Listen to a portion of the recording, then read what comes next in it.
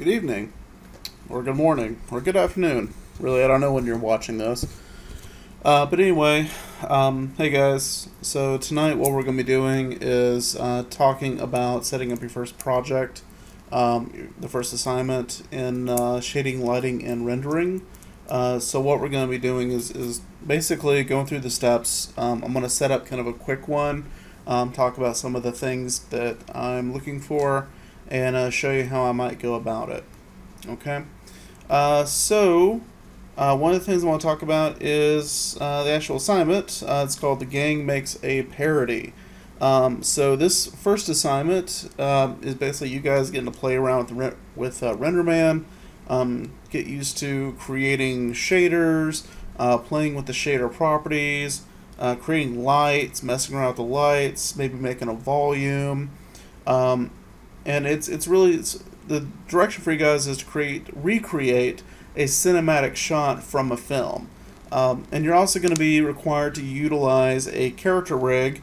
I'm going to give you guys a few, but I encourage you to look for rigs and download them and use them, and kind of get used to messing around with them.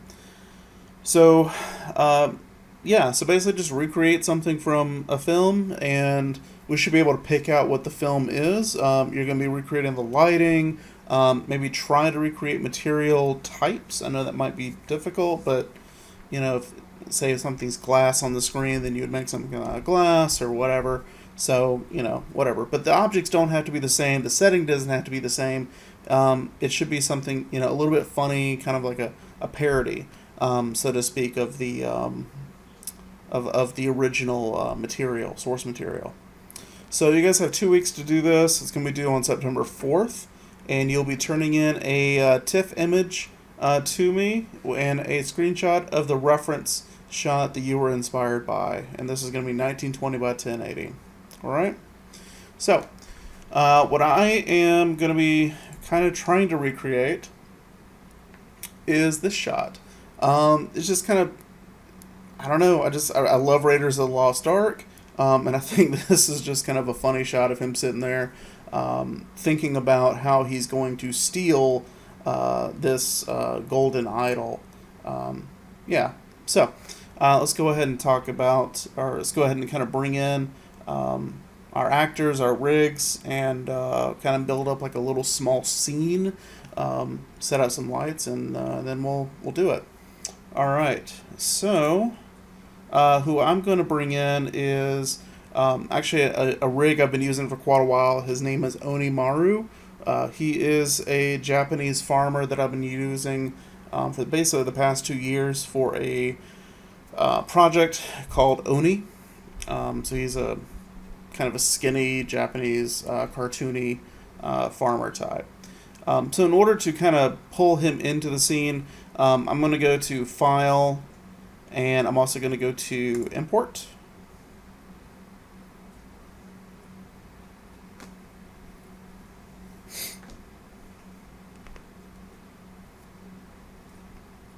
And give it a second, I guess, to catch up.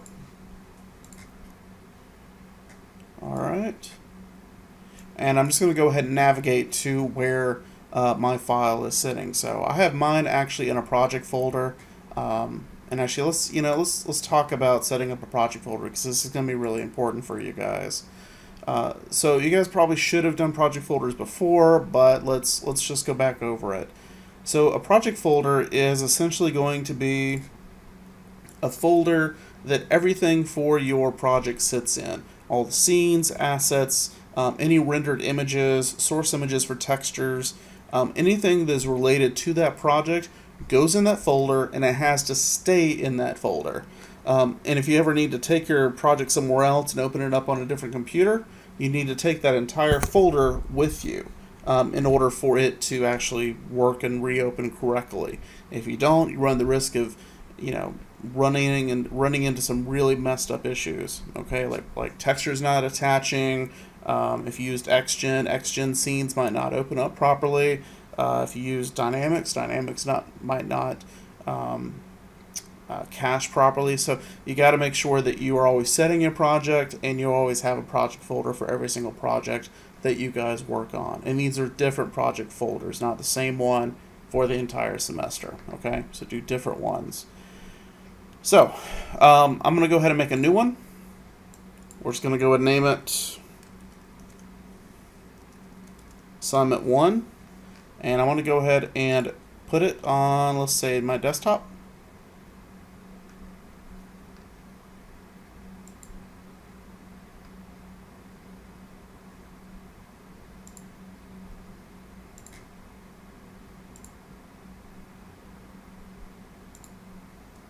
Okay, so desktop, select that. There we go. So you want to make sure you just keep all these named folders. Just keep them what what they already are. I would not mess with it. Leave it as Don't change those. Go and click on Accept. I'm going to go to File. Then you go to Set Project, and you just want to set that project so it knows to look in that folder for anything.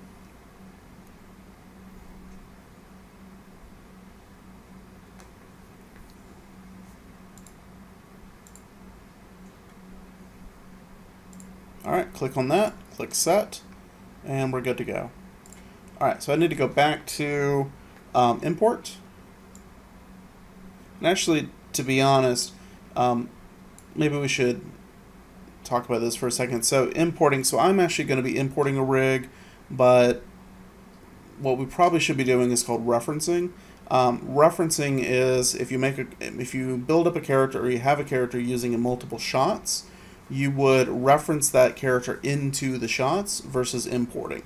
Referencing does not actually physically import it into the scene, it just creates a reference file that then you could animate that, and any textures and anything that you change in the reference file matriculate into the rest of the scenes that you're working in. So just to keep things simple though, I'm just going to import since we run into a couple less steps that way. But I'll be talking about doing references when we get maybe a little bit more complicated, or when you guys take character animation. I'm sure Professor Glasscock will be having you guys reference stuff into your shots as well. So, all right. So what I want to do is I want to go ahead and bring in the character. So let's do. I gotta go find him. Actually, he is sitting. Where is he? He is in here.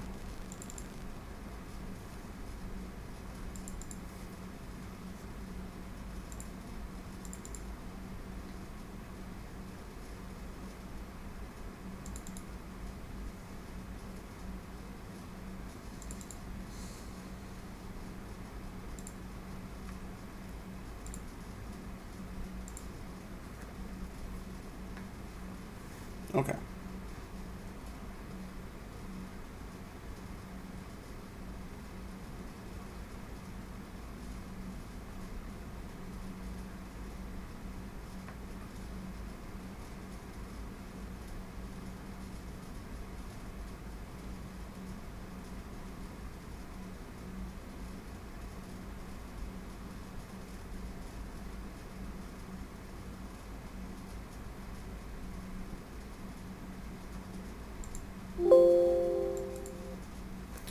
Alright, here he is.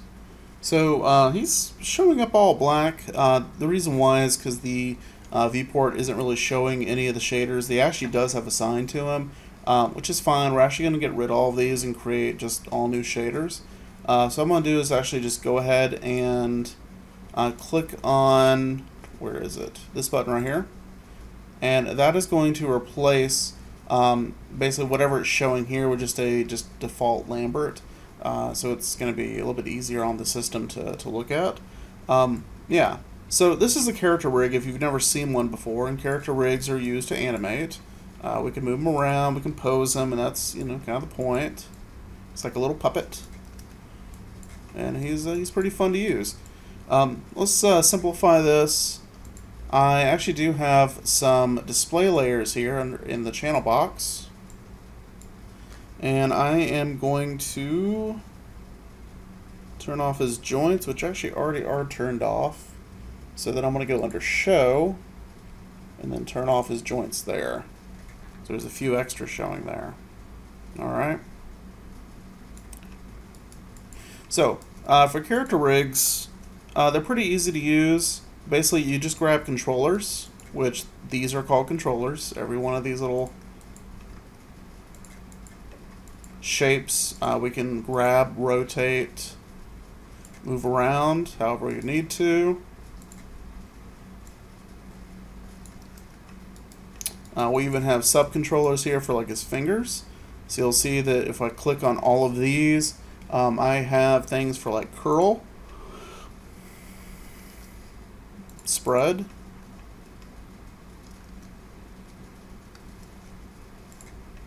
and twist. But then on top of that, I can also go in and click each one of these and move them around if I need to. Alright. He does have a weapon. This is called the Demon Blade.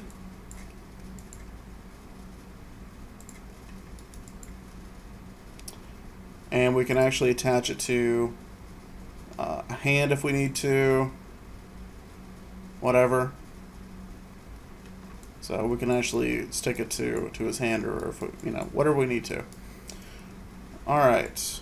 So let's talk about, if you don't want to use this rig or any of the rigs I'm going to provide you, what do you do? Where can you go? What do you do if you want a rig? So there are websites that you can download free rigs from. One of the ones that I kind of recommend is going to be called High-End 3D. It's right here, and yes, you do have to create a login for it. Login's completely free. There are some stuff on here that does charge. So if you wanted to buy like a script or a really nice rig or something like that, you can actually download that and use it. Okay. In here, you can just do a search. I would always make sure that when you're looking for things, make sure your compatibility is turned over to Maya, and you can switch it over to category is going to be character rigs, and also go ahead. Excuse me. And click on free files. That way, anything that shows up is going to be free and a rig, at least of some sort. So we got all sorts of stuff. I have no idea what the hell this thing is. That is wild. That's awesome. And it's a rig, so you could use it if you wanted to. That's pretty nifty. So you can download all sorts of rigs and stuff on here and use them for all sorts of things. Yeah, they're pretty cool.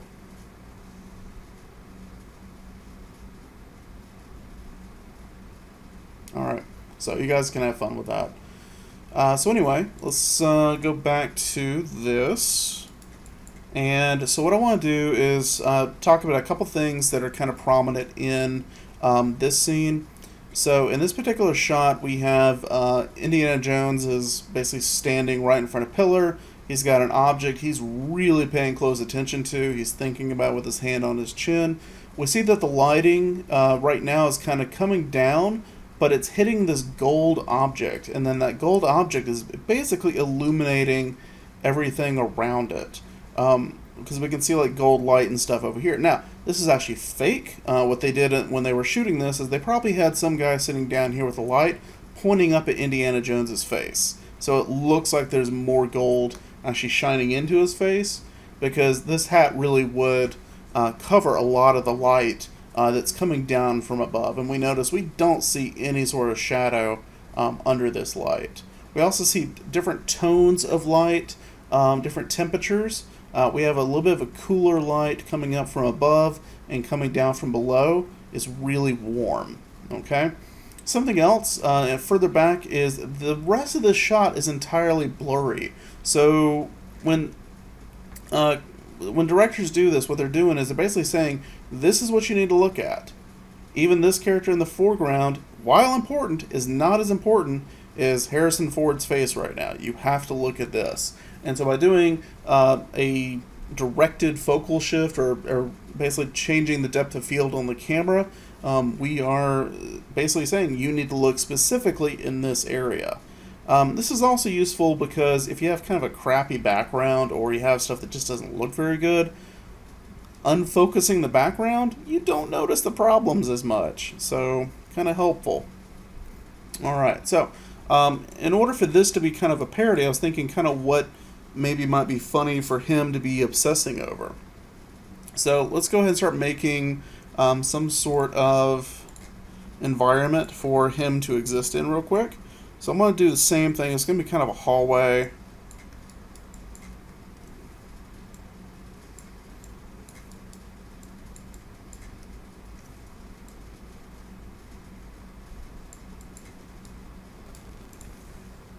I'm going to go ahead and delete that.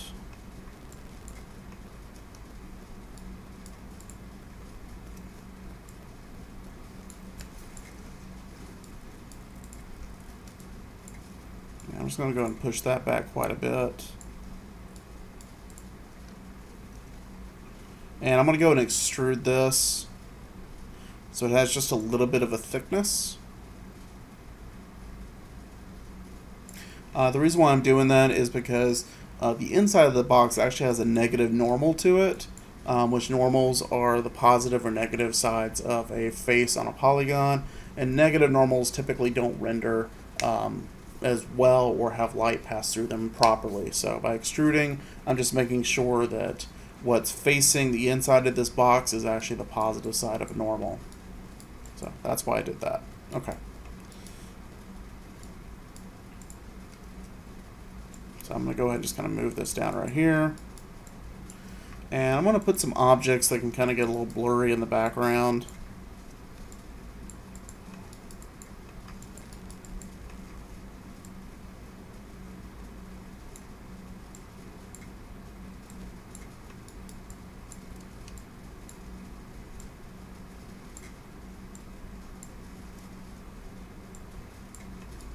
So maybe these are like pillars in a cave or something, I'm not sure. Actually, you know what? Maybe he's in a store.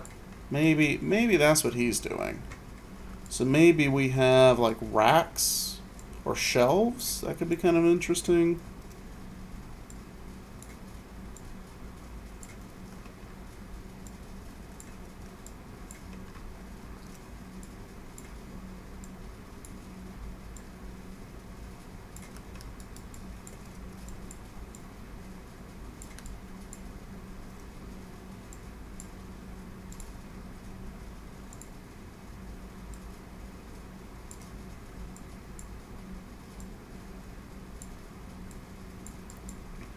And one thing we definitely want to make sure that we're doing is we are building to the perspective of the camera that we're going to be rendering from. So I'm going to go ahead and make a new camera and rename it main camera. Make sure if you don't know how to do that, it's right here under panels, perspective, new. And that's how you make a new camera. Okay. And I'm actually going to go ahead and go under, let's see, am I under main camera? Yeah, I'm already under main camera. So actually, I'm just going to go ahead and take this and just kind of mimic the camera angle just a little bit. So he's kind of low. So maybe the camera's actually sitting on a shelf behind like a product that he really, really wants. So we'll just go ahead and take the camera. I'm going to go ahead and set it here.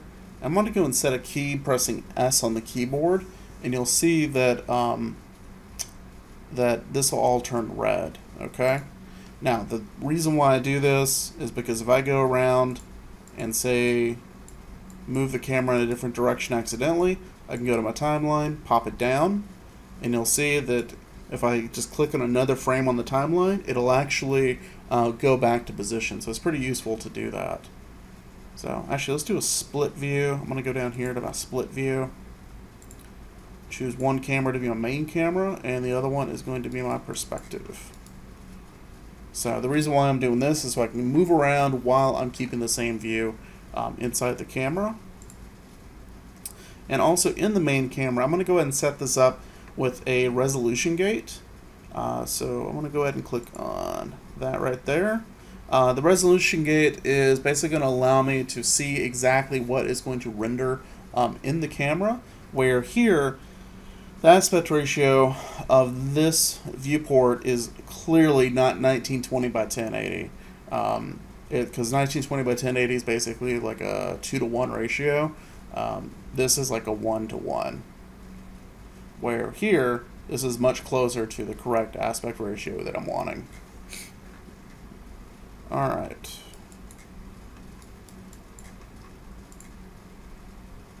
And I'm going to go ahead and duplicate and start making some shelves. So maybe it's like in a supermarket or something.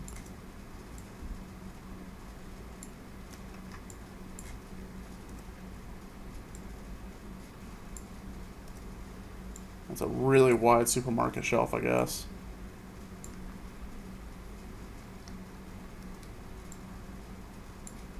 Maybe put another one down here. I should put one kind of near the ground. One right here. I think these lines actually work really nicely with forcing that perspective into the shot. So something like that. So we're not doing anything too crazy. You can model as much as your heart's content, but for this particular project, I'm just kind of doing basic modeling. I'm going to go ahead and move this over to the other side.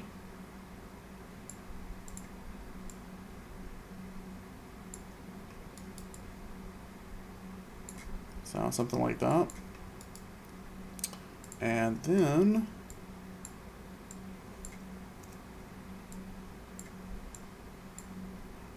I'm going to go ahead and create the shelf that's going to be basically framing the bottom of this shot.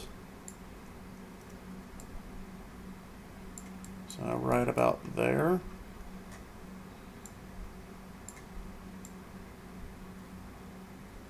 Kind of looking at the way that this shot here is on the original film is actually kind of broken up. So we have like basically this foreground, we have this object here, we have the pedestal. So maybe I'll kind of angle this just a little bit. And then I'm also going to go ahead and frame it by just cutting it off just a little bit right there. Okay?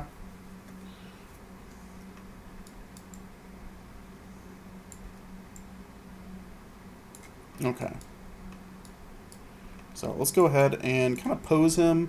So what I'm going to do is I'm actually going to go grab what's called his main controller. A lot of rigs are going to have these. These are going to be around the base of the character. And they allow you to move the entire rig all at once. So this is his main controller right here. It's also referred to as a WorldCon as well. So it's pretty useful stuff. I'm going to go ahead and just drop this down right here. And then I'm going to go up to his root, which is going to be around his waist. And I'm going to go ahead and just kind of bend him down. So I feel like he's probably like hunkering down, looking at like some bottle of sauce maybe.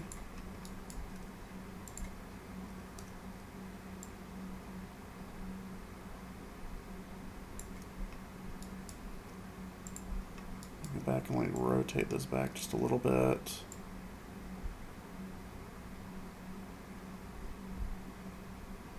There we go. So you get that face in there. He actually has a bun on top of his head. I'm going to hit Control H and get rid of that and hide it. So I don't need that. I'm going to take his head controller. And actually, you know what? I'm going to look at kind of his posing right here. So we have his shoulders are kind of mimicking the diagonal of this pedestal. So I think I'm going to do the same thing.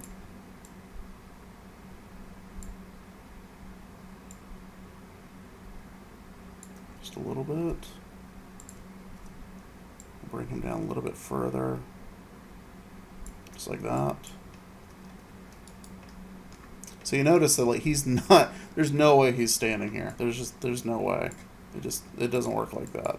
But that's okay. Like we we don't have to have him physically standing properly because this is all we're seeing in the shot, right? Like, that's it. So it doesn't matter that he's like squatting in a weird way. We just need to make this look good. That's all that matters.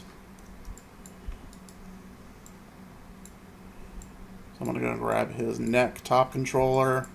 Now, a lot of rigs will have multiple neck controllers. So like this one, he has a couple. So you can actually pose the neck in different ways. But it'll be up to you to play around with the rig and figure out how best to pose him.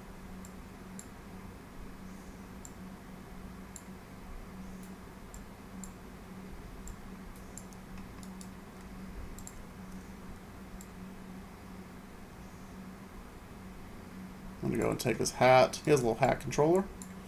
Just rotate that hat down.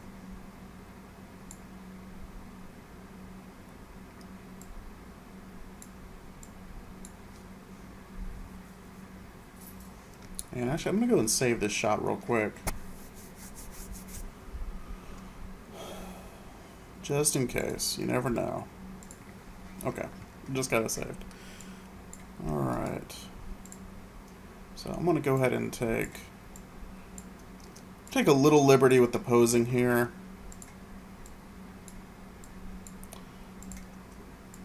And maybe he's like trying to figure out which bottle he actually wants to get. So I'm going to grab his shoulders. He has a little clavicle controller right here.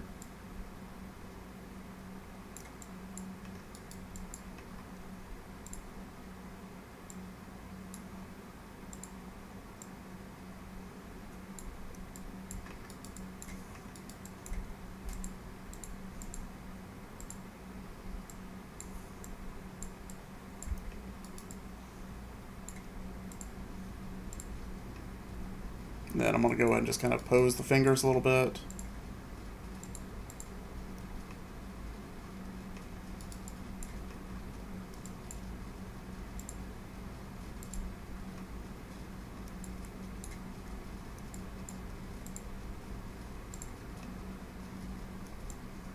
One thing you definitely don't want when you're posing your characters is pancake hands.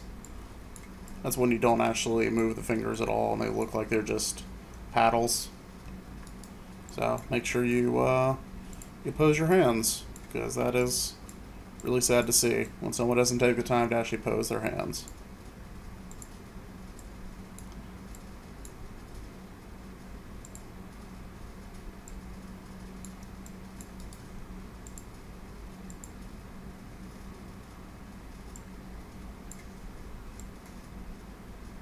So his hand's gonna be basically like right up on his face.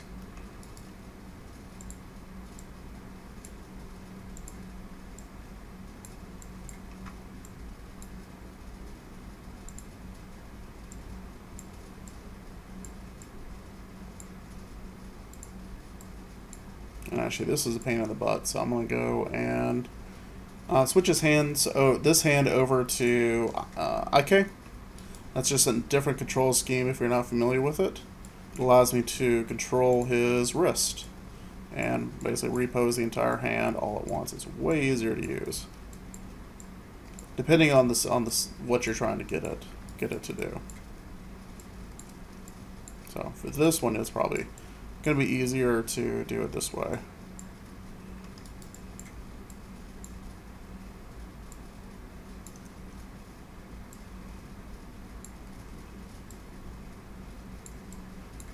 Alright, you just got to get that right up there on his chin.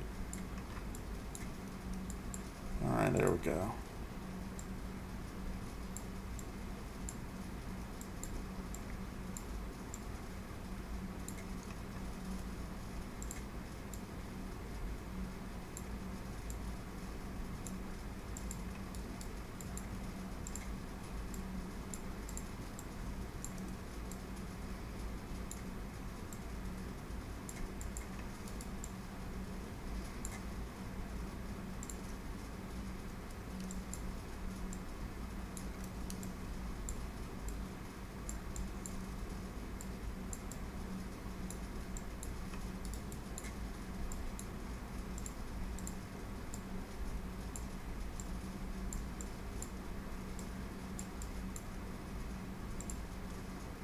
just take the last finger, just kind of bend it just a little bit, and there we go.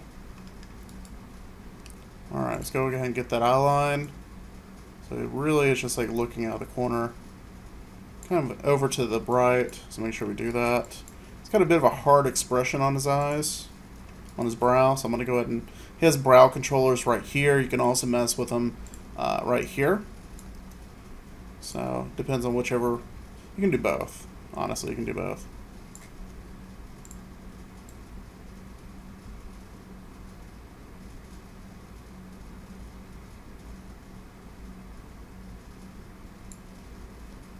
So, something like that.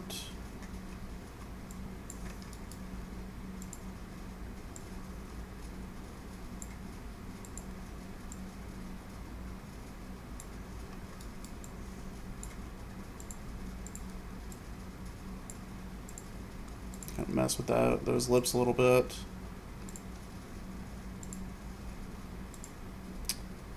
Go away joints.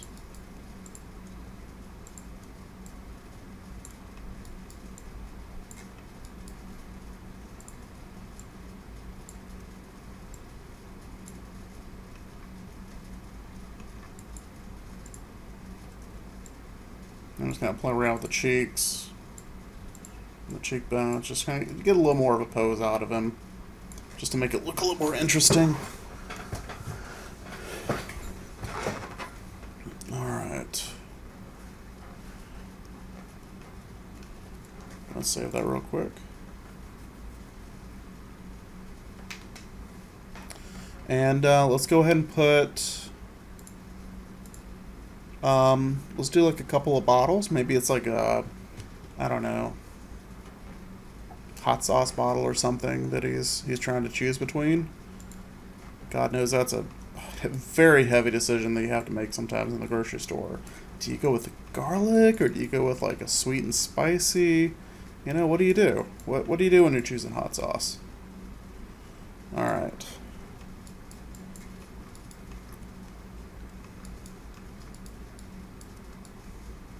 So I'm just going to model just a really quick little hot sauce bottle. It's going to be like a little Tabasco bottle or something like that. And so we'll just do something simple.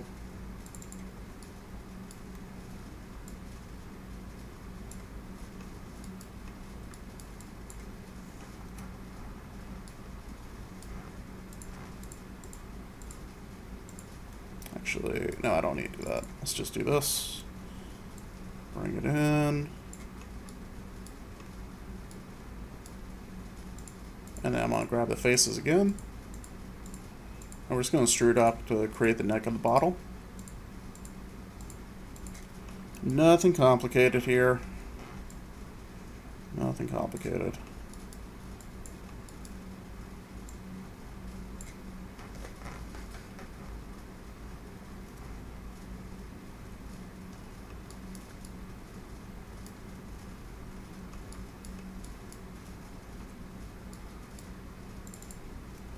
I'm going to go ahead and lift that up.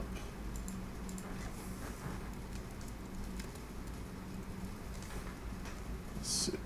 Yeah, there we go. So, yeah. So the overall bottle needs to be quite a bit skinnier.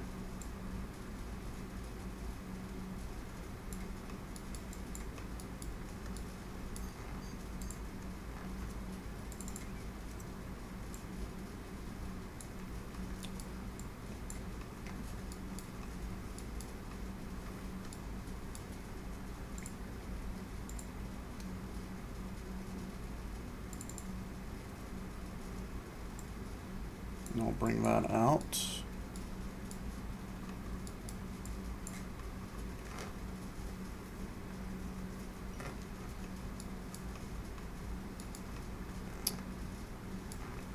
And then I'm going to go ahead and grab the top section of faces. And then bring this up, and this will be the cap. Just multi-cut up there. Multi-cut down here. And I'm actually going to make them into separate objects.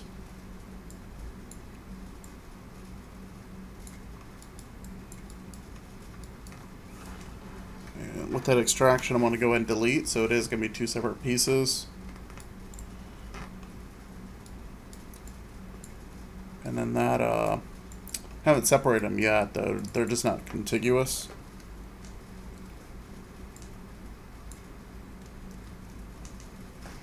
So I'm just extruding a couple times to kind of make like the interior. The reason why is when this gets smooth, I just don't want it to look really funky.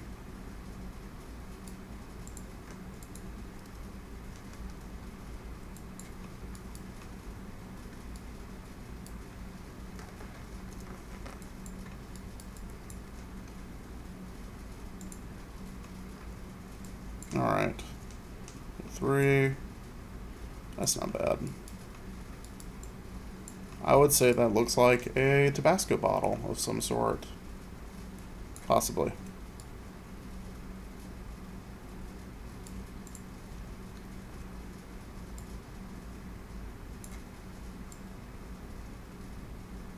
Now, what is he choosing against? If you guys are true good people, it should be easy what the other choice is. It's going to be a Sriracha bottle.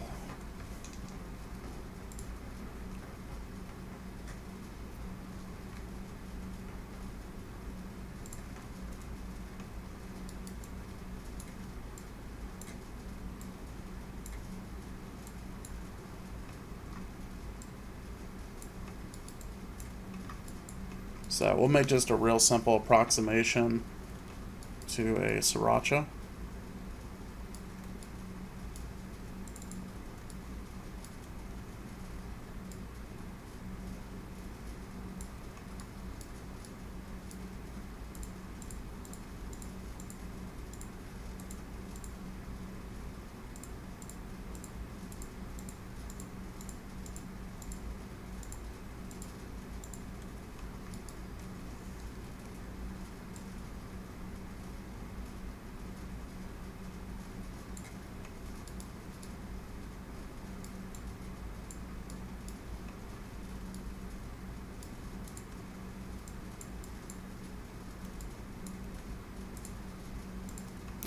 Let's just do that, and then control and deselect, then we can just move this whole thing down. Alright.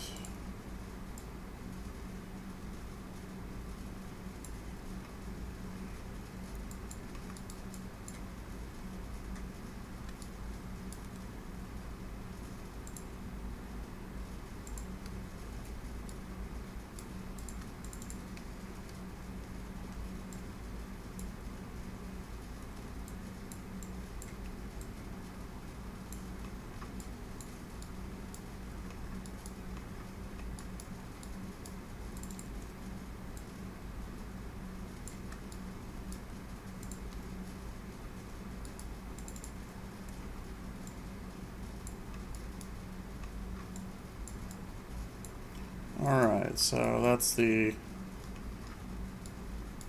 main bottle. It's kind of big. Alright, and then just make the little cap on it, and then we can continue.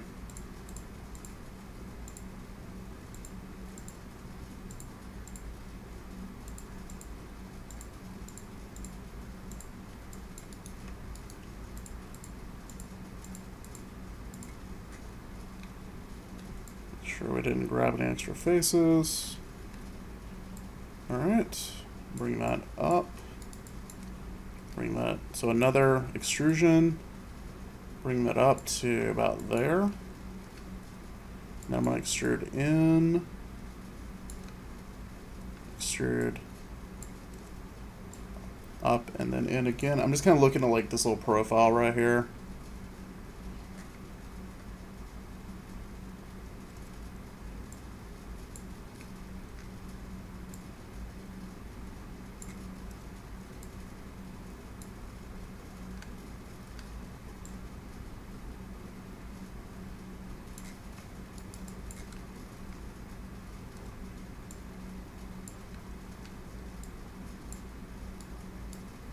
Alright, that's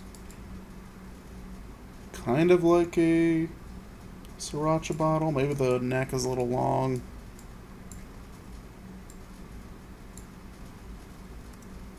I think probably the bottles or the actual, that's probably a little, we'll keep it, whatever. It's not really the point. Alright, I'm going to save real quick. So the idea is that we're probably going to just make like, we're basically just going to line the shelves with different bottles. So we have something to kind of show up in the background. And then we'll have our lights. And yeah, we'll be good. Alright, so we'll go ahead and make this.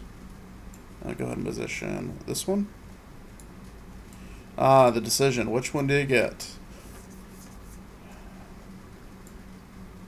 Okay. Something happened there. Apparently it developed a butt.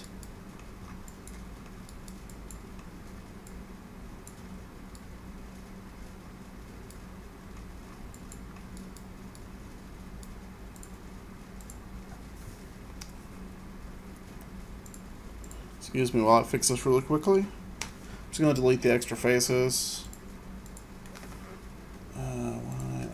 Okay, there we go. And then we got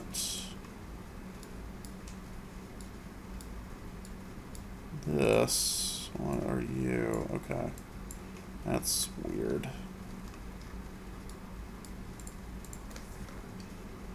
Okay.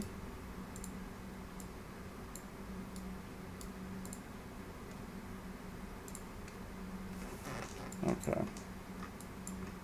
Apparently I did a couple of extra extrusions not meaning to, so make sure you're careful when you do that. Alright, let me fix that.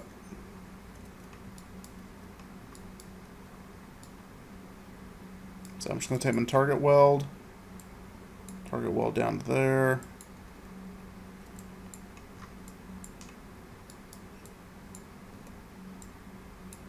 And down to here. Do we still have issues? Yes, we definitely have some issues. Okay. Yeah, we got some faces in here. Alright, go, go, go, go, go, go. Yeah, apparently I did a bunch of stuff in here.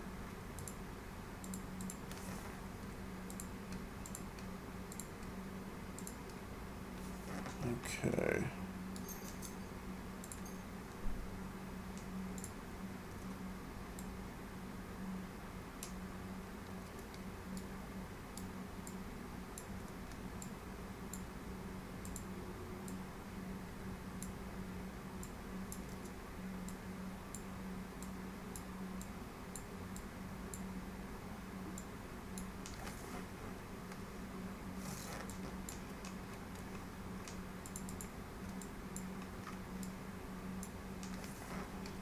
Okay. Then I got to get rid of all of you.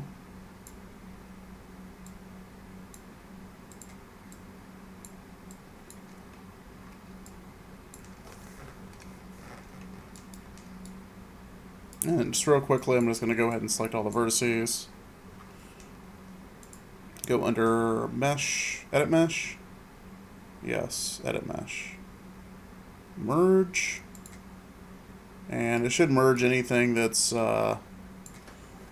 pretty close. It should give me, yeah, a nice contiguous bottle shape.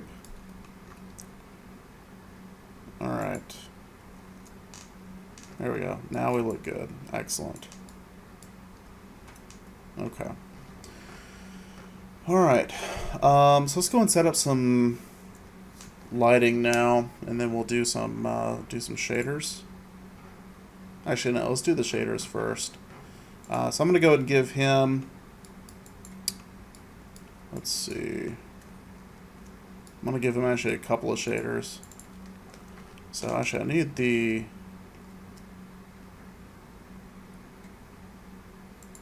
let's go back. Sorry, my workspace got changed for a second. Okay.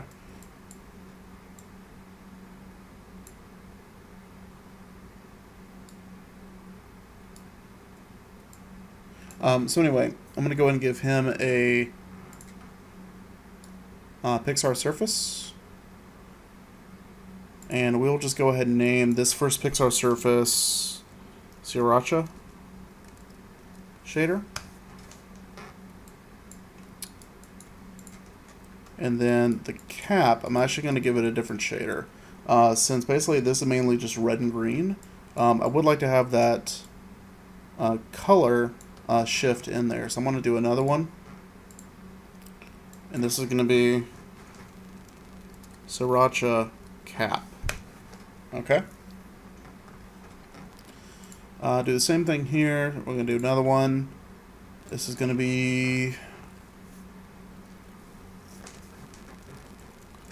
hot sauce.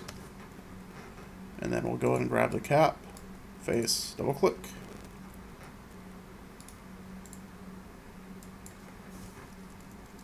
Sauce cap. Okay.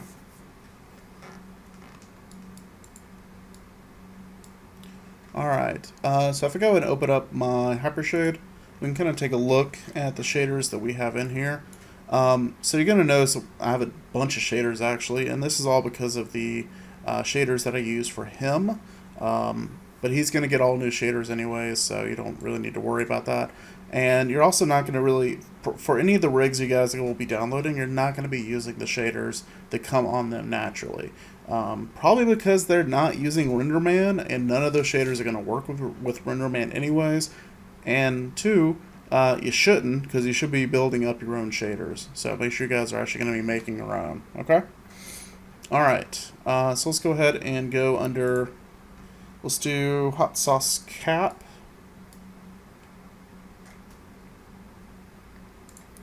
So Tabasco, that's going to be a red cap. So I'm going to go ahead and go under color and give it a red, bright red color. Also, I'm going to go ahead and give it, it's a little plasticky, so I'm going to go ahead and give it just a little bit of a sheen. So I'm going to go under primary specular. Remember, last video we were talking about how the different shaders have these different properties we can mix up. So the primary specular here, if we just give it a little bit of a face color, it will actually get a little shiny for us. All right, and we will leave it at that.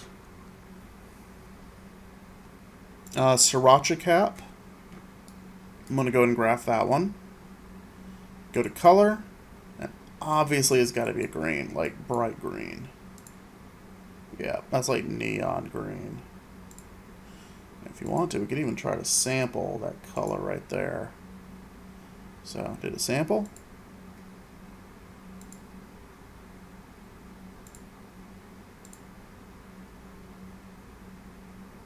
There we go. I think it did. Okay. And it looks fairly matte, but it might have just a tiny bit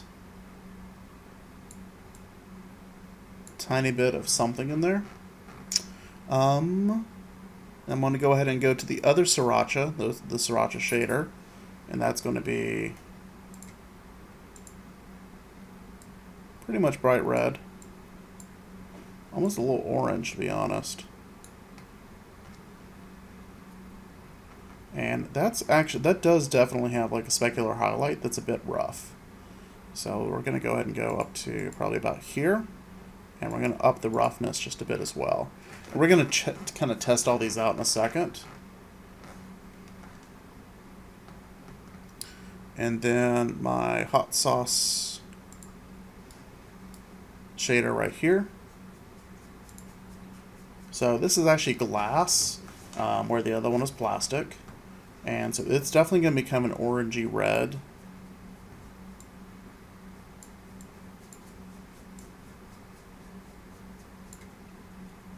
And we are going to give it a bit more of a shine. And its roughness is going to be a little bit lower. Now, I may actually give it a warmer shine as well. So that's got a little bit of color to it. Okay. All right. I'm gonna go and give him his hat a new Pixar surface. We'll just make it a brown.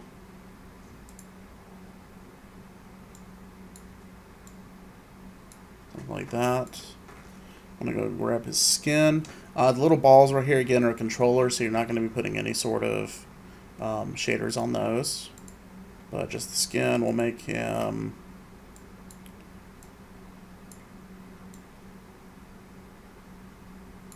kind of a neutral light skin color. And we'll name that one Skin. His hands are also going to need to be given the skin color. So since this already exists, I'm just going to go down here to Assign Existing. And I'm just going to basically just apply skin. The shirt, we're going to give it another one. We're going to give it a, maybe he has like a blue shirt on.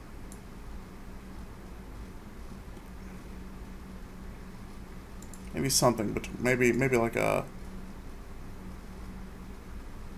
lighter, yeah, something like that.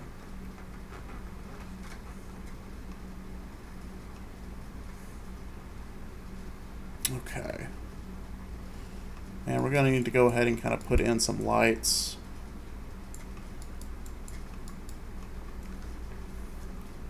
So let's go ahead and create, I'm going to go ahead and do some rectangle lights. That's going to be imitating the lighting in the store. So I'm going to go ahead and stretch this one out.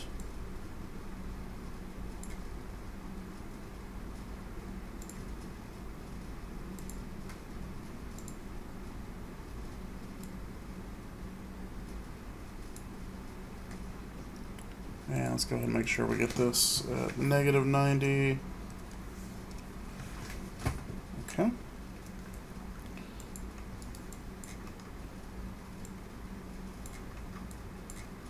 I'm going to bring this up. That'll be something kind of like that. A little bit wider.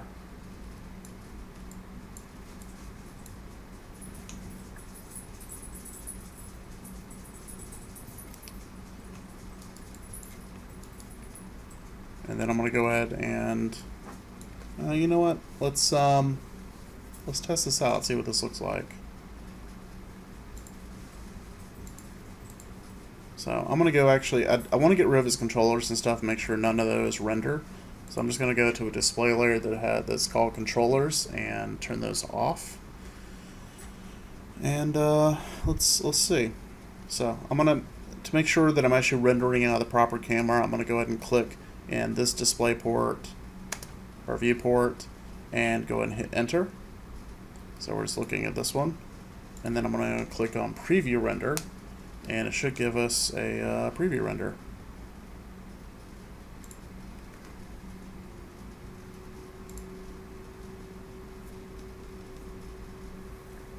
So it's, it's not bad.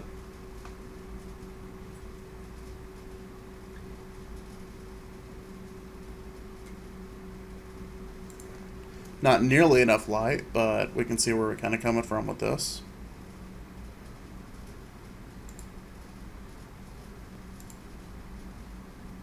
So let's go ahead and add maybe some intensity to the light itself. So I'm going to go up here and bring this up to intensity of, let's say, 10. I'm also going to go ahead and give it a temperature.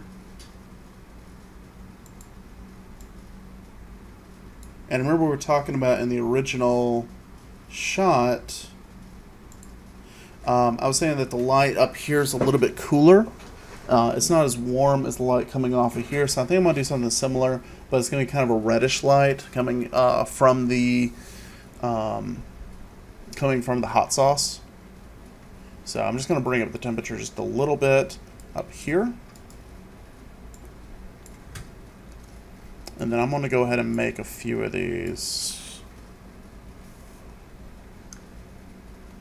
Actually, you know what? Let me fix one thing on this one first. I want to change the cone angle to where it is just a little bit of a cone angle. And then I'm going to go ahead and move these back.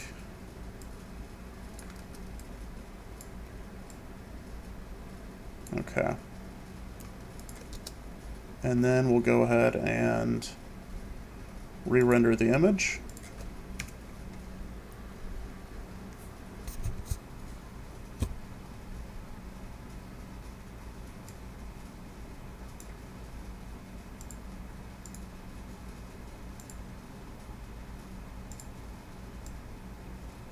Oh, that's a lot more light. That's a lot more light. Yeah, okay.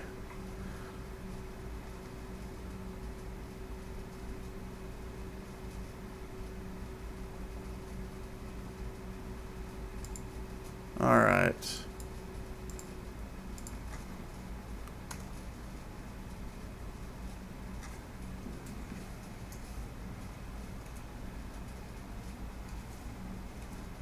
Okay, just smoothing this one out. All right. So I'm going to go ahead and let's put in a little red light coming out of here. Also, I'm going to do a red light coming from behind because we have a light coming from behind this golden statue. I kind of want to illuminate these hot sauce bottles a bit more. So we're going to add a few more lights in here. So I'm going to go and create a disc light.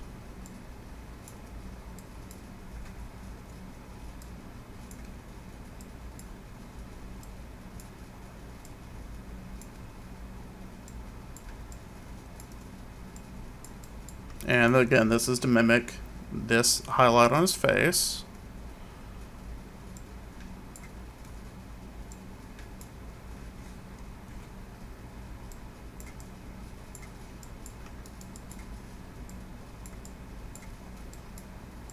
And actually, while we're doing this, let's go ahead and talk about the Ipr renderer.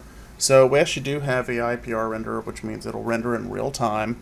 And we do have it kind of built into the viewport, which we can have it render in through here, or we can have it actually go through the preview renderer.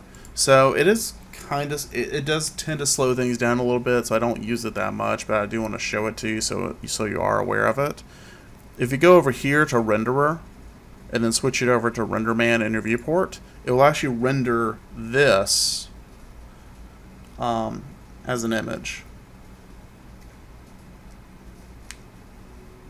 Just like that. It's not great, it's not a good quality or anything, and you'll notice that it does slow down the scene quite a bit. So I don't tend to use this, but just so you know it's there, you can mess around with it. Turn it off. Go ahead to Renderer, click over to Viewport 2.0, and there you go. Alright.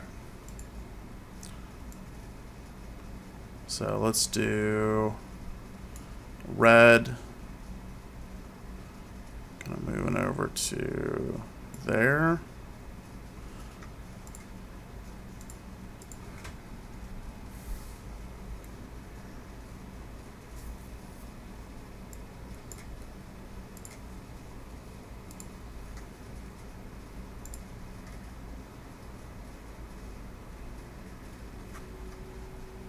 I think it needs to be a little bit redder and more intense.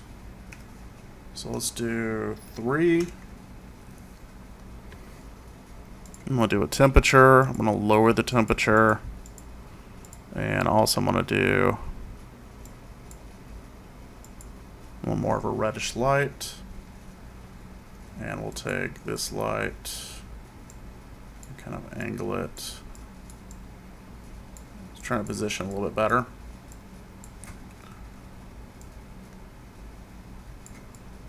So something kind of like that.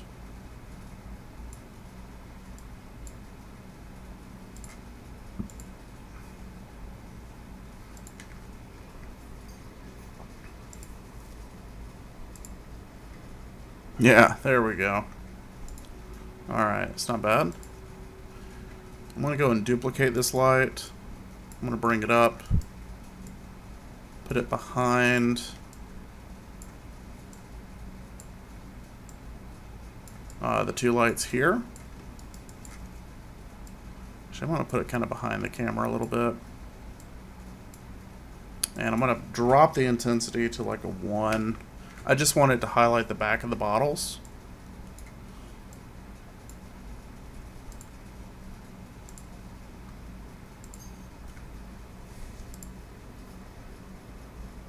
There we go. It's actually probably too much, but you get the idea. Let's do like a 0.4. And I'm going to pull down the specular amount because I think it's burning a bit too hot right here. So it's not going to be as specular as it was. So we'll go ahead and do that again.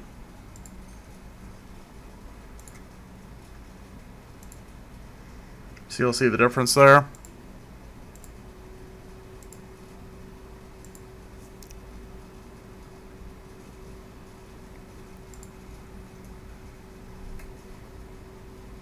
Alright, cool. Kind of digging this.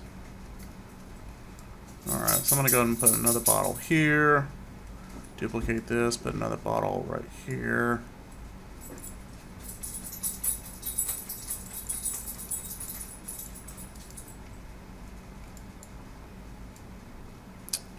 And then let's go and put...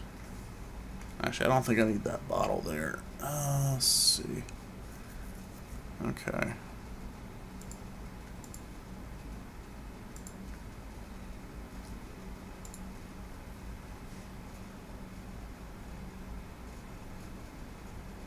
No, didn't mean to do that.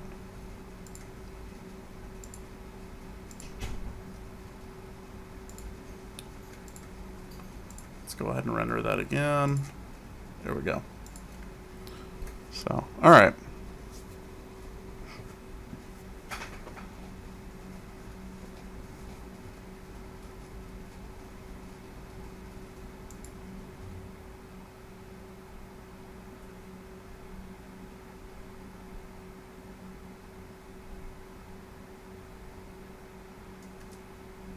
All right, cool.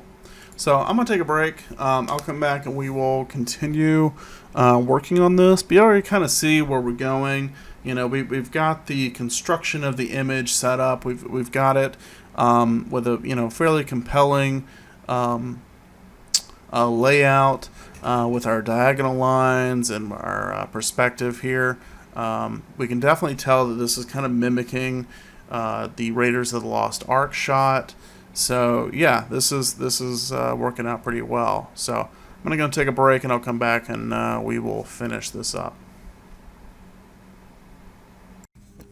Hey everyone. All right, so I am back, and we can go ahead and talk about finishing this up. So I intended actually to get this finished earlier. It's only about 3 days after I initially recorded the first part. And I intended to finish up the next day, and then literally the next day we had a baby. So so things are a little bit different. But anyway, so what I want to go ahead and do is just kind of talk about what I would do to finish up this project and some other thoughts and stuff that I had while away from it. So I'm going to go ahead and tear off this camera, and then right here we'll just make this, let's see, hang on one second. Okay, there we go.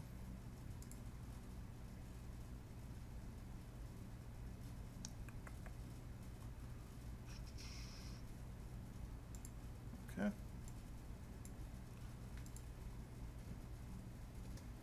All right. Okay, good. Now I can make use of the actual dual screens I have here. All right, so something I was just kind of wanting to stick in the back, just to give a little bit of break up here, is I went ahead and made some boxes. just to kind of sort of resemble like maybe like cereal boxes or flavoring or something like that. Went ahead and made a bunch of copies of the Sriracha right here. Oh, excuse me. It's been a long day. And then I went ahead and made a quote-unquote copy of a... hang on. Try to get this. There we go. Freezer. So really it's just like a box with some shelves.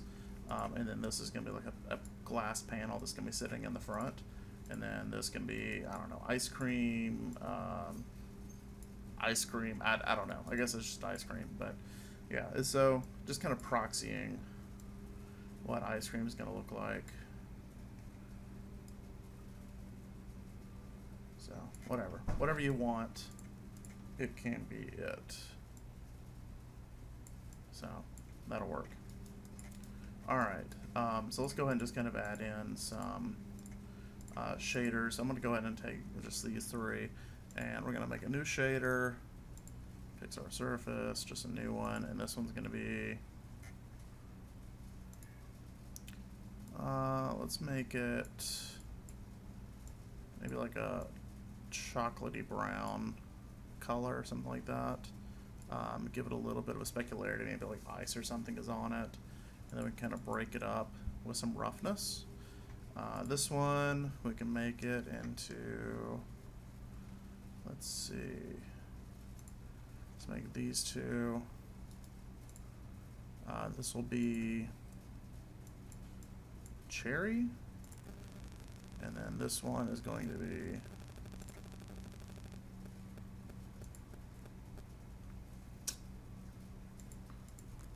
we'll make this one maybe like a strawberry pink, something like that. I don't know, it's really just going to be colored cylinders, nothing more. So one of the other things is within these freezers, there's always going to be like some sort of like light, because they always usually like illuminate these things from the inside. So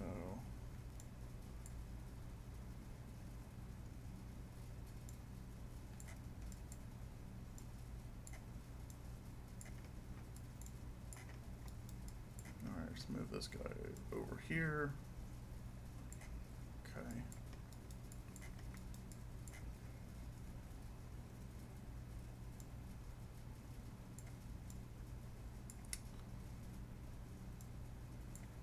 And I'm just going to go ahead and take this, rotate it down, over, and then these will just be kind of stuck in like the ceiling of like the shelving units that these guys are in.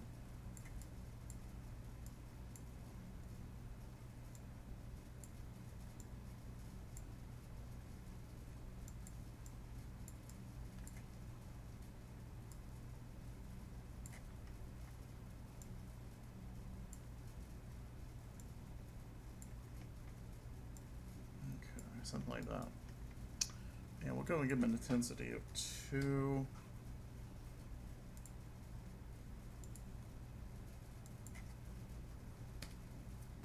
Okay. Then this one, this piece is going to be the glass front to the case. I'm going to go ahead and give it a new shader. And we're just gonna go ahead and make it black. It's going to be fairly specular, so I'm going to give it kind of a mid-range face color, and then I need to go down to the glass, reflection gain, and pull both of those up all the way. And I want to be pretty clear glass. I'm going to go and turn this down for the roughness, and then this one right here, I'm going to go and give it a Pixar surface. It's going to be black. Actually, no, let's make it kind of like a lighter gray with a, actually that's subsurface. I don't even need that. Let's do this. like a dark gray with a face color is kind of a little bit light, and I'm going to pull it up on the roughness. So it's going to give it kind of like a metallic-y look to it. We also have anastrophe right here. So what that's going to do is actually allow us to kind of pull the specular highlight in different directions. So let's just go ahead and take a render of this one right here and just see what it looks like.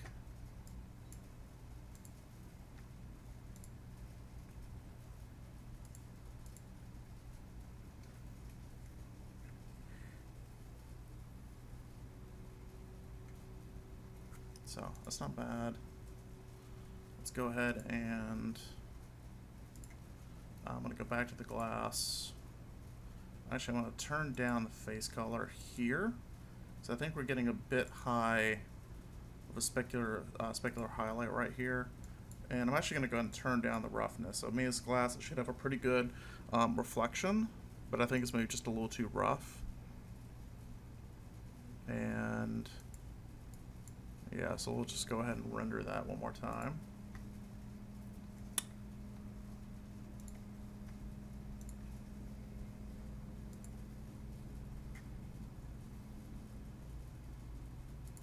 So you'll see the difference now is through the glass we can see the objects a lot more easily, whereas before they were kind of obscured a little bit. So that's not bad. Okay, so we'll go with that. And I'm going to go ahead and select all this. I'm going to deselect the light, deselect the ground, hit Control G, modify, center pivot. And I have something else selected that's not this. Let's go to the outliner, figure out what it is. Okay. It's probably one of these lights. Okay, that's it. Shift P.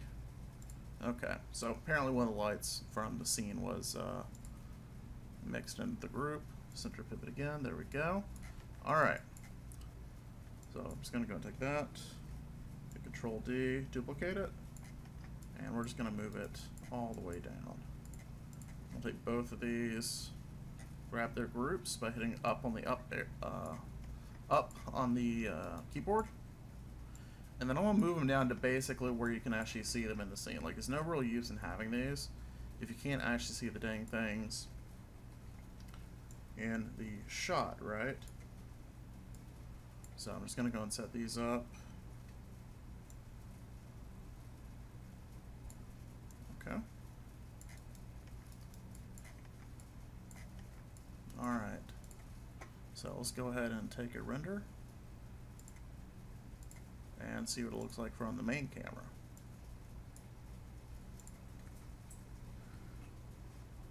Cool. So I like the reflections that we're getting from the opposite side. This is kind of interesting. I kind of dig this. So I think this is working pretty well. I'm going to go ahead and kill the lights just a little bit in the background. I think they're just a bit too bright. I think the shadow line maybe it's a little bit too harsh. So let's see if we can kind of fix that just a bit. And also I think my Srirachas are floating. I know Sriracha's heavenly, but I think that might be a little too much. Okay.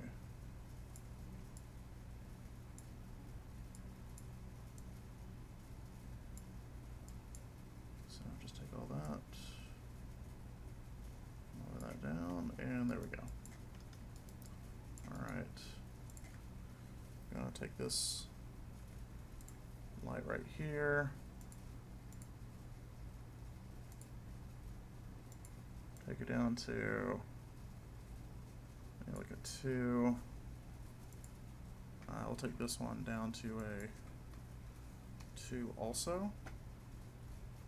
And then the one right here, take that one down to a 2.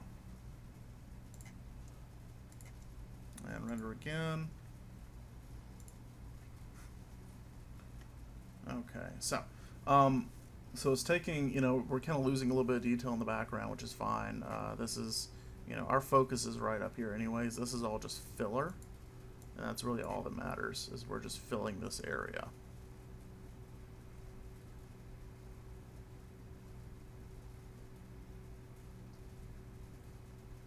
Okay.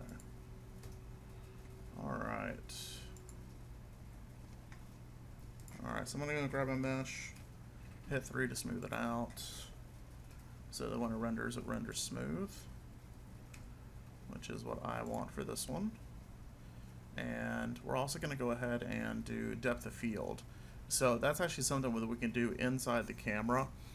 The way that we're going to do it is we're going to go ahead and with the camera that we're going to be rendering through on this viewport, I'm going to click on this little button right here. This actually selects the physical camera that we're looking through.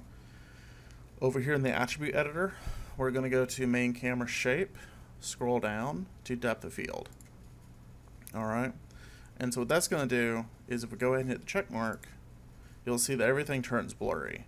And so if we go ahead and render this, everything's going to be blurry in here. So what we got to do is we need to go ahead and tell it what distance, f-stop, and focus region that we're going to be using that will actually be in focus for this. So first thing I'm going to do is actually go ahead and up my f-stop. That's basically going to be like the space at whatever distance we choose that's going to be in focus. So really high f-stop, we're going to get a lot of stuff in focus. A lower f-stop, it's going to be a pretty narrow band. Okay. Focus distance, we kind of have to play with this a little bit. Usually what I'll do first, before I play around with the distance, is go to the focus region scale. And I can usually set that to between like a 5 and a 10. And that, you kind of play with that number to get basically a region that works for you. And then once we have that, I'm going to go ahead and go to focus distance. And I'm going to go to 1. You'll notice that this gets less or more in focus than it was before. Hit 2, it goes out of focus. 3, even more out of focus. We need to go with a lower number. So I think the focus region scale, if I go with like a 2 and bring that down, then I go back to 1 here. I go to 2 and then 3. So you notice those values aren't working for us in the same way it was before. So this may give us a little more room to mess with it. Alright, there we go. So focus distance of 8 is kind of giving us something interesting. 10 isn't too bad. Kind of what I want is to have like his face in focus, but like this can be a little out of focus. 11, that's not bad at all either. And then we can play around with the f-stop and see what that gives us. So you'll notice that the higher it goes, the more stuff we're going to get in focus. And then the lower it goes, the less stuff we get. That band basically expands and contracts. So if I bring it all the way up, everything's in focus no matter what. But we need to play around to where it's something that we kind of like. So it looks like that went out just a little bit, going down to 10. If I go to 11 or go to 12, that's a little bit better. So we can probably do a test render of this and see what it looks like. So if we take a look at the difference here, what we're going to be getting is these objects were before all completely in focus, and now they're going to be out of focus. So what that does is it directs our eyes to go and look at this a little bit more.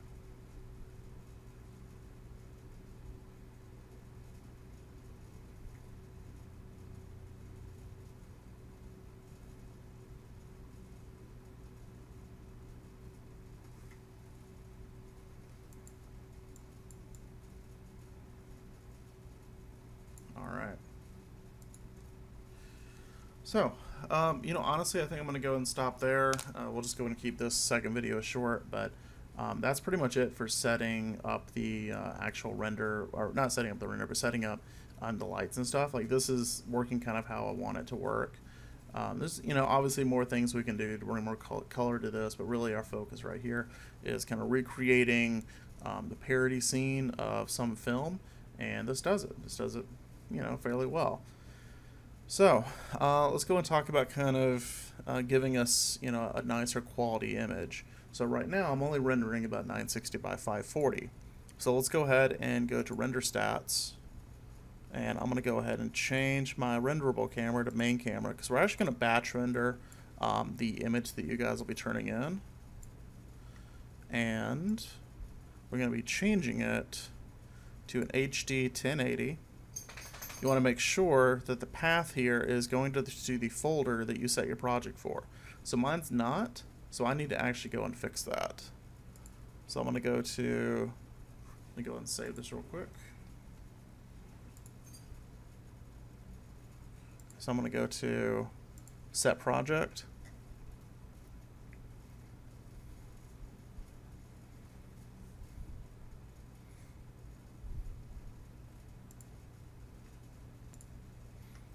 And then I'm going to go to my desktop, go to, I think it was assignment 1, and click set. And so when I close this and reopen, it should go to the new folder. However, if it doesn't, a lot of times what you can do is you can just close out of Maya, reopen it, reset your project, and open up that project again, and you should be good to go. If that doesn't work, we can manually tell it where we want it to render. So under RenderMan, we can go under Workspace, Image Output Directory, click on that, and then we can actually tell it the actual directory we want it to go to. So in this case, it's going to be the images folder of the project that we set.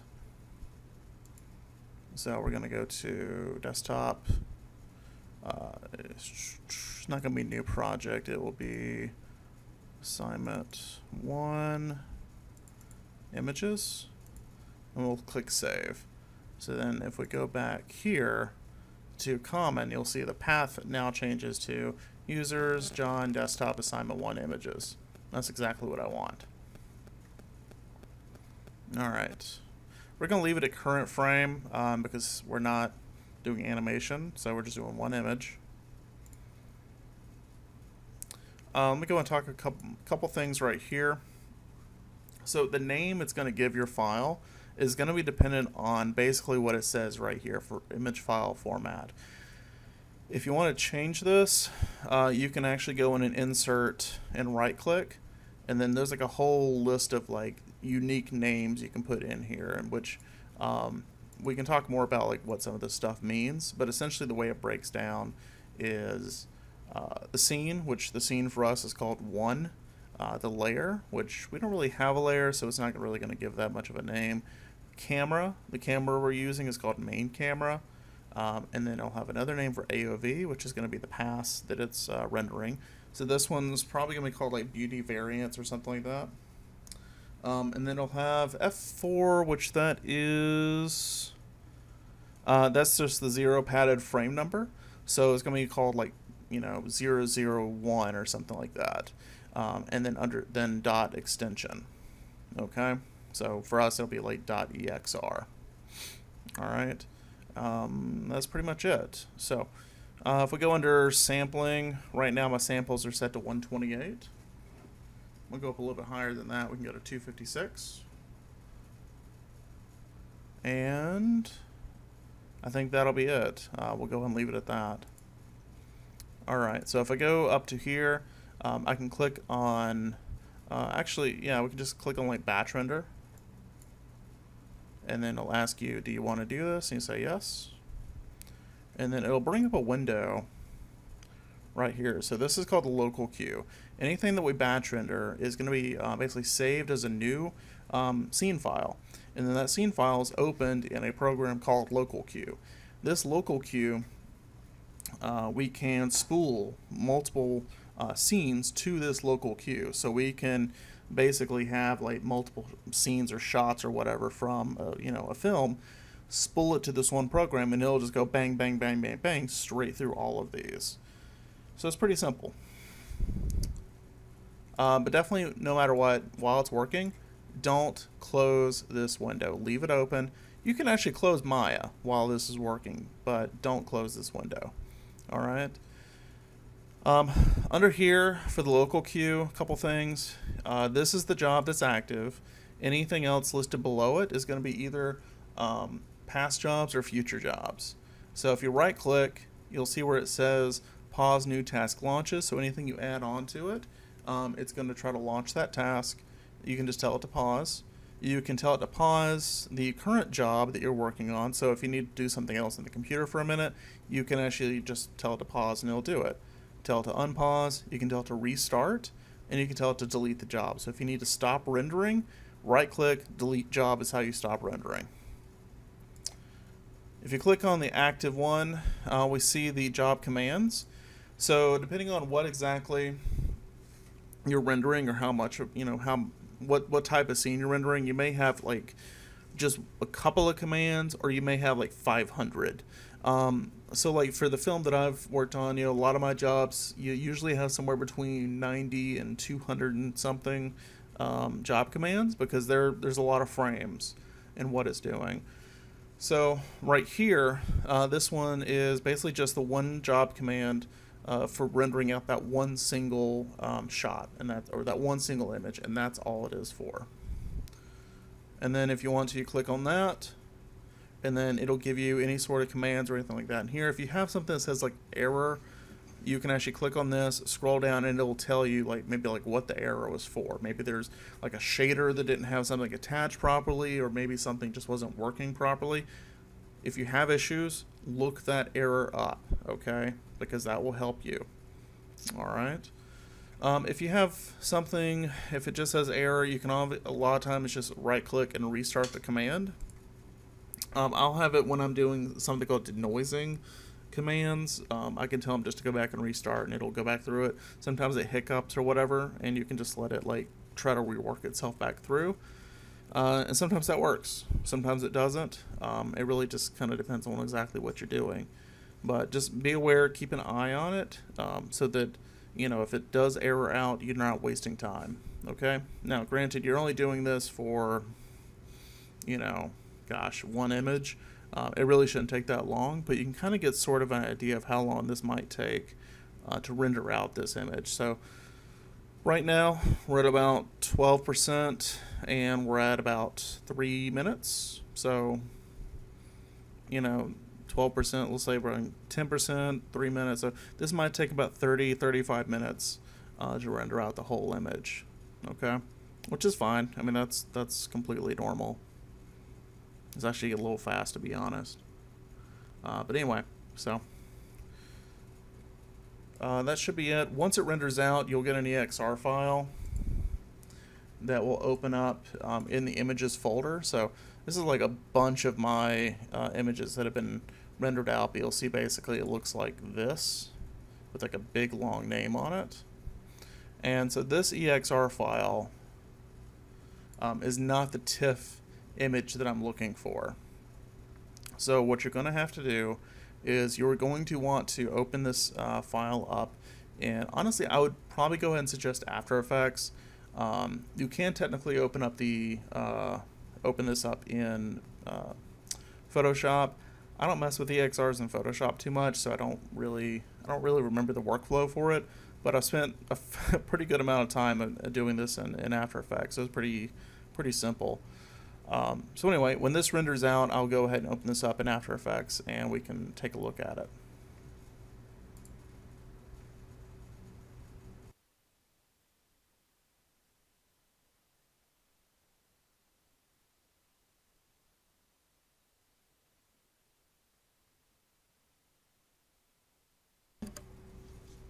Alright, so it looks like we're done. Looks like it took about 20 minutes total to render this.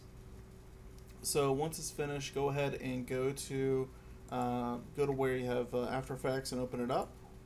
And then what you want to do is go ahead and import the new file. Okay, so you can either just honestly double click here in the project, or go to right click, import, and you're going to want to import wherever you have this file sitting. So mine was sitting on my desktop in assignment 1, images, and it's right there. Okay, once you import it, it should show up right here, and then you're going to drag that down to your timeline, and it'll create a new composition. Okay, so with the composition, You can see that we have the image here. It looks pretty good actually. It's really clear. I like the color and everything. It looks really nice. But we can kind of mess around with this a little bit to make it look a little bit more interesting. So for those of you that have never used After Effects, it's basically just Photoshop for video. That's all it is. We use basically the same effects. We can do masking. We can do all sorts of different stuff. It really is a really cool program. If you've never used it, dig into it. You're going to be using it quite a bit. But honestly, what I like to do, kind of just generically, is anything I do in After Effects, I'm probably going to go ahead and add some adjustments to it. One of them is going to be a curve. So under the effects, I'm going to just start typing in curve. You'll see under color correction, you'll say curves. I'm going to drag and drop it onto my shot. And what I could do is basically start adjusting the curve parameters for the highlights and the shadows in this image. So right here, if I just start grabbing the white line and mess with it, that's going to affect all three red, green, and blue channels. And so if I go ahead and like pull this up right here, it's going to pull the whites up in the image, and then pull this down. It's going to pull the darks down in the image as well. So any like shadows and highlights, it's going to brighten them and darken the shadows. Okay, or you could do the inverse and kind of lower the contrast, which you get something like that. That doesn't look good, so don't do that. But this will kind of make the color pop just a little bit more. I think it something you can kind of play around with. Now, if you want to mess around with, say, just like the reds, we can kind of do the same thing. Make like some of the reds pop a little bit more,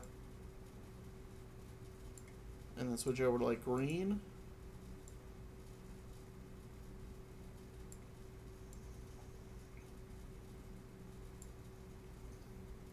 And then maybe go with blue. And this is something really, honestly, just kind of play around with and see what you like. So like right here, kind of playing with the blue, kind of really gives it a little bit of a warmer or a cooler appeal. I kind of like this. This is kind of interesting. So if we go ahead and just flick this on and off, we can see the difference. And then we can also we can tell it to kind of blend. If we wanted to blend this though, what we need to do is like create this basically on what's called an adjustment layer. So I'm going to go to right click on the timeline, create adjustment layer right here.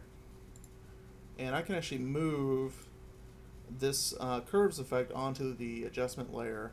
So what I'm going to do is go ahead and go to curves, Control C, go to the adjustment layer, Control V. Go back to the original layer right here. I'm just going to turn it off. I don't need it. And now we have it only on the adjustment layer. And so with the adjustment layer, just like Photoshop layers, we have opacities. We also have modes, blending modes, things like that, so we can go and actually change how this blends into the scene. So if I want to do like a color dodge or an overlay, we can add it maybe, kind of whatever you want. Let's do maybe like a linear, let's go with the overlay. And then I can go down.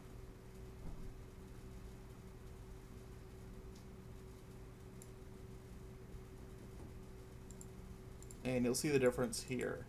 Just kind of making the colors pop just a little bit. So I'm going to leave it up to you guys to kind of choose how you want to go. But I kind of like to, try to push maybe like a narrative. Kind of trying to tell more of the narrative with this image. And since we have such dominant light or kind of warm colors like reds, maybe pushing the image further into the reds would help out the kind of story that we're telling here. So that could be interesting. What else? Brightness, contrast. It's kind of a simplified version of curves, but it's still kind of useful. We can up the contrast. So you'll see the difference here is like the dark areas get a little bit darker. And then we can also brighten or darken the image if we want. So I think I might just bring it down just a bit. And so you'll see kind of how that looks. All right. Okay. So you can kind of play around with it, see whatever you want. You get some ideas here. So once you're done, we'll go ahead and talk about how to set this up. So we're going to go ahead and go to composition, and we are going to, let's do composition, save frame as, file, and then under here, I'm going to go to output module, format, is going to be a TIFF sequence. So it's going to give us a .tiff image. Click OK. And then you're going to give output 2. And you're going to go ahead and name it. So remember I said last name, first name, etc., etc. So we're going to do Bryson underscore John underscore let's see, what is this, 4355 underscore assignment 1, and then we'll just go ahead and save it into a good location. So here I would probably save it in like just images. It'd be fine. We can save it there. Click save. And delete that one because I don't need 2 of these queued.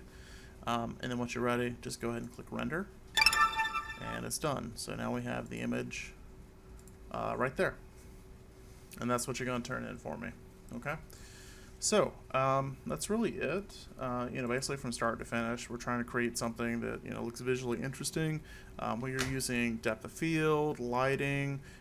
You could use volumetrics if you wanted to. I didn't in this one, but you could use it as I showed you in the previous video. We're using basic shaders. We're not really doing anything too crazy with the shaders, but we're just doing some basic stuff. Working with the lighting. We're kind of messing with some of the simpler attributes, and then we're batch rendering out our final image, and then we're just doing a little bit of compositing, a little bit of color correction in the no compositing, but we are doing color correction in After Effects, and then rendering out from that to get the final image. So that's basically the workflow. So once you guys are done, make sure you turn that in, upload it to the first assignment folder, which I want to have up on the OneDrive network folder that I'm put into the syllabus that you guys can access from there. If you guys need help with anything, shoot me an email. I should be able to answer questions, fairly easily. Remember, we're not having classes until September 4th when I come back from leave. If you want some tutorials further other than this, I would definitely go on YouTube and check out Small Robot Studio. His stuff is what I learned from.